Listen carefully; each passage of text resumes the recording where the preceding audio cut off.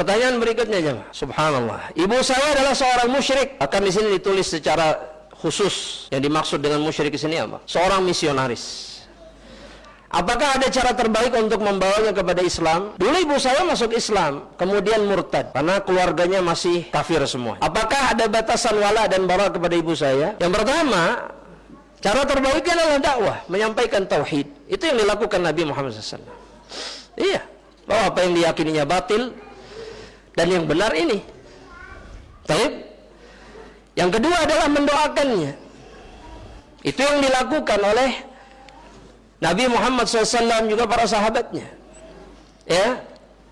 Dan kemudian yang ketiga adalah istiqomah untuk menasihati dirinya. Apapun yang terjadi, berbuat ma'ruf, berbuat baik sama dirinya. Dan ini berkaitan dengan pertanyaan terakhir, apakah ada wala dan bara? Ada, ya. Wala baranya ada, jelas kepada kekufurannya.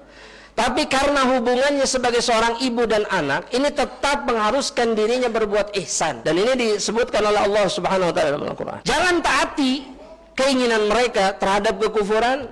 Wasahibhuma fid dunya ma'rufa, kata Allah. Tapi temani mereka, ayah ataupun ibu yang kufur ini, dengan penuh kebaikan.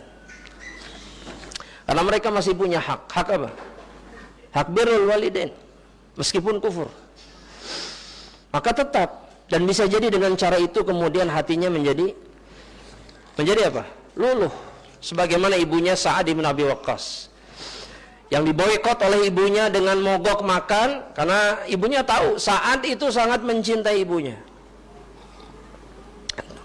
Tidak ada orang yang lebih dicintai oleh Sa'ad melebihi ibunya, nggak ada. Sa'ad itu terkenal di antara orang Quraisy dari zaman dulu, anak yang teramat sangat mencintai ibunya. Dan ibunya tahu itu. Ketika masuk Islam, ibunya berpikir, kalau saya mogok makan, wah Sa'ad nggak akan pernah tega. Ya, ditunggui sama Sa'ad, dihadapin sama Sa'ad. Makan bu, makan. Enggak, sampai kamu kufur dari agamanya Muhammad. Kalau itu tidak, kata Sa'ad. Enggak, sampai kapanpun aku tidak akan pernah keluar dari agamanya Muhammad. Tapi Sa'ad tetap berbuat baik kepada ibunya, dibujuk untuk makan, dijagain. Ya, dilihat keadaannya, terus ditemani setiap hari oleh Sa'ad. Sampai akhirnya ibunya masuk Islam. Dan begitulah semestinya seorang anak kepada orang tua.